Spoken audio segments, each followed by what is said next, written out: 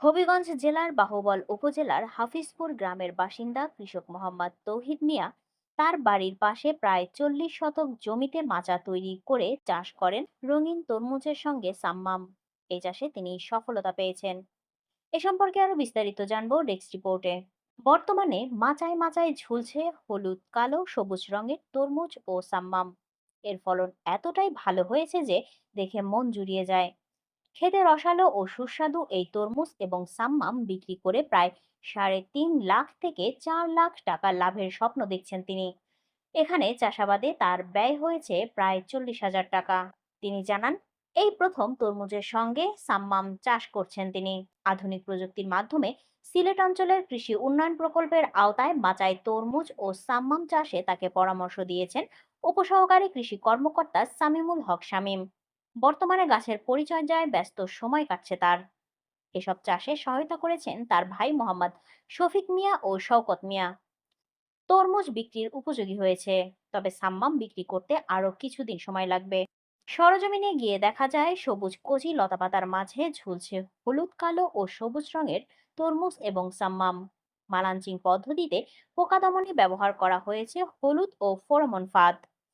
ক্ষেতে জৈব বালাইনাশক ও জৈব সার ব্যবহার করার ফলে তেমন একটা কীটনাশকের ব্যবহার করতে হচ্ছে না। আধুনিক প্রযুক্তির মাধ্যমে সিলেট অঞ্চলে কৃষি উন্নয়ন প্রকল্পের আওতায় মোটিভেশনের মাধ্যমে মাচায় রঙিন তরমুজ ও সাম্মাম চাষ করেন কৃষক মোহাম্মদ তৌহিদ মিয়া।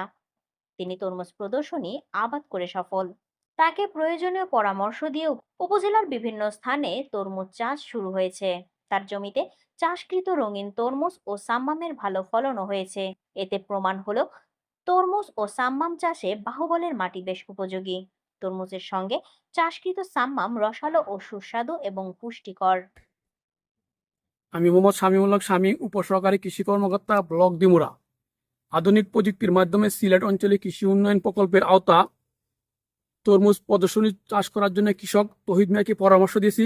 সে এখানে 3 কালারের তরমুজ চাষ করছে, ইউনাইটেড কোম্পানির Madhumala, black baby, yellow blood.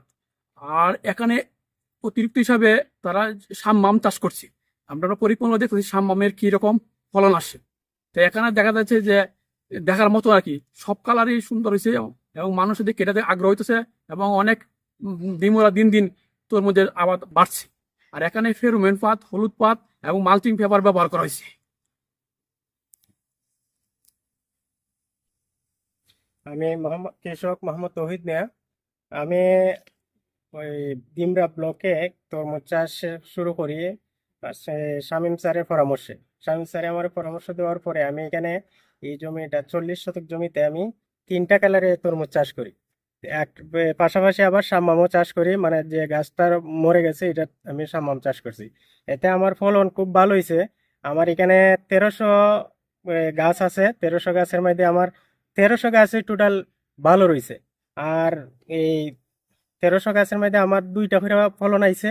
প্রায় 60 টনের মতন আমার এই জমির মধ্যে ফলন আছে। বর্তমানে 60 টন ফলন আছে আমার। 60 টন ফলে এই তরমুজ চাষের যে লাভটা এটা আর কোনো ফসলে হয় নাই। এখন আমাদের আমরা দেখা দেখি আমার গ্রামের অনেকেই তরমুজ চাষ শুরু করছে।